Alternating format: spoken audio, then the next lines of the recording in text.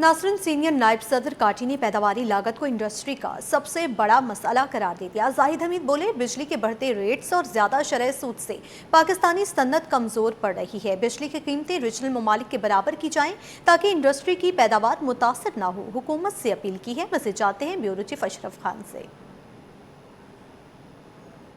देखा जाए business community की जानिब से कंसर्न शो किए जा रहे हैं। पैदावारी लागत बहुत ज्यादा है, बिजली की कीमत एक बार फिर बढ़ने जा रही है, साथ ही गैस पे जो सेस टैक्स लगा है उससे भी भारी बोझ बढ़ रहा है। उसका क्या इम्पैक्ट हो रहा है आप जानते हैं।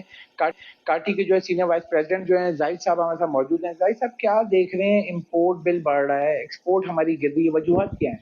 देखिए, मैं अभी एक डेटा देख रहा था तो उसमें ये मैंने अंदाजा लगाया कि कोई हमारा एक्सपोर्ट 15% डाउन हो गई है। अगर आप इंपोर्ट की बात करें, कोई 12% बढ़ गई है।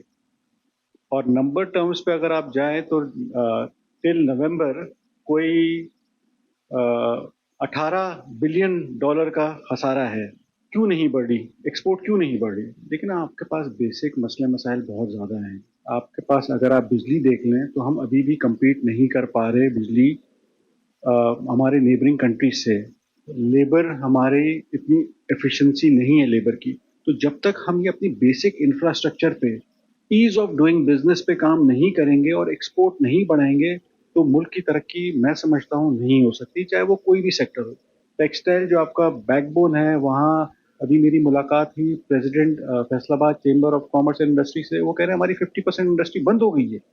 तो जो आपका टेक्सटाइल हब है, वहाँ अगर ये सेंटिमेंट्स और इस तरह की बातें हैं तो कैसे कंट्री ग्रो करेगी जब तक इसको एड्रेस नहीं किया जाए।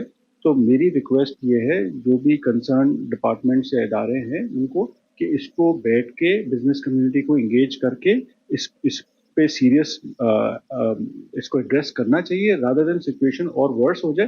बेरोजगारी जिस तरह बढ़ रही है उस तरह हम कहते हैं कि हमारे मुल्क के हालात खराब हो गए, लॉ एंड ऑर्डर खराब हो गए। तो होंगे, कैसे नहीं होंगे? जब लोग अपनी बेसिक नीड नहीं पूरी कर पाएंगे तो वो फिर इस तरह के काम तो बढ़ेंगे।